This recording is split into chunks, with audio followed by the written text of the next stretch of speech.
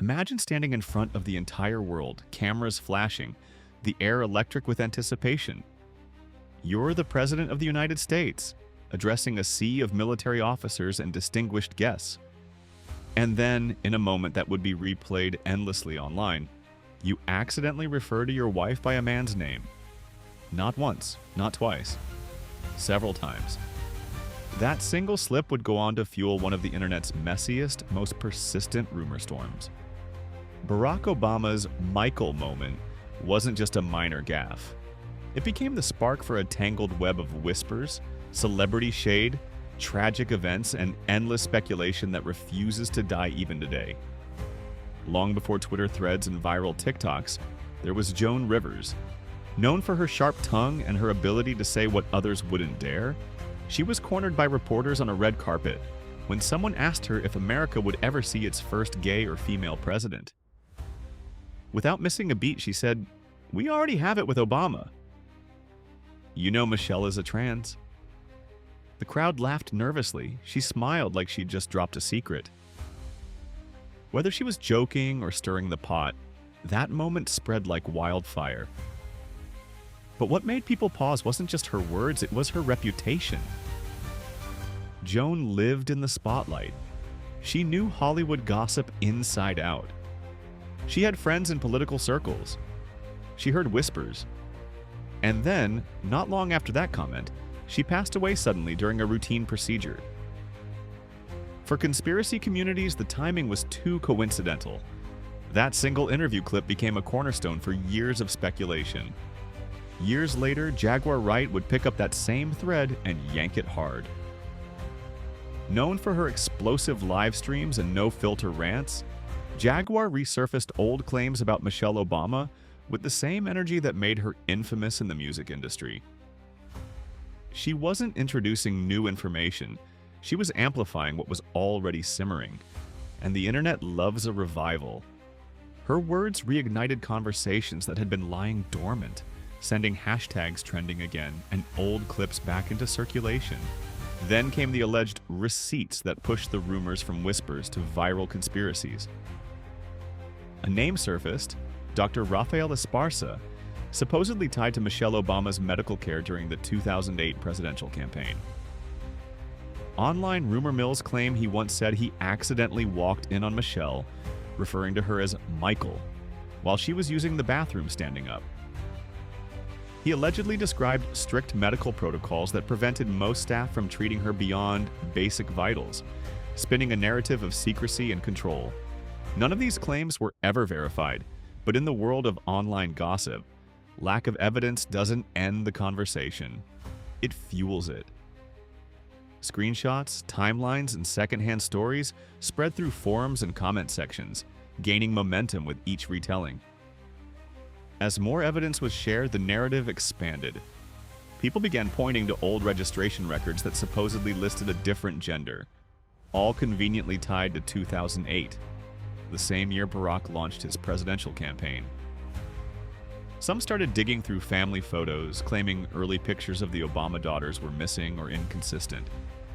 Others brought up IVF rumors, alleging that their close friends Martin Nesbitt and Dr. Anita Blanchard played some shadow parental role.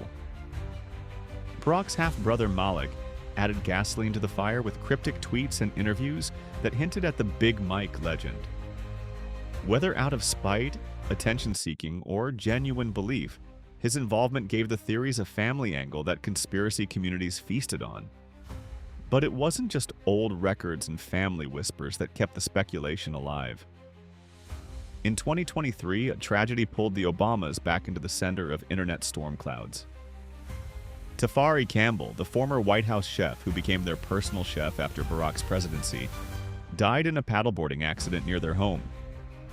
Official reports stated he lost balance, wasn't wearing a life jacket, and drowned in Edgartown Great Pond. But online sleuths immediately questioned everything.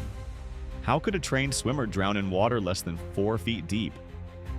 Why was the 911 call allegedly delayed?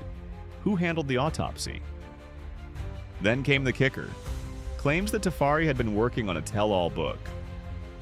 None of it was substantiated, but once his name entered the rumor ecosystem, It was absorbed into the narrative seamlessly.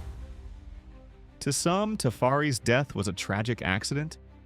To others, it was proof that the whispers surrounding the Obamas were darker than anyone imagined.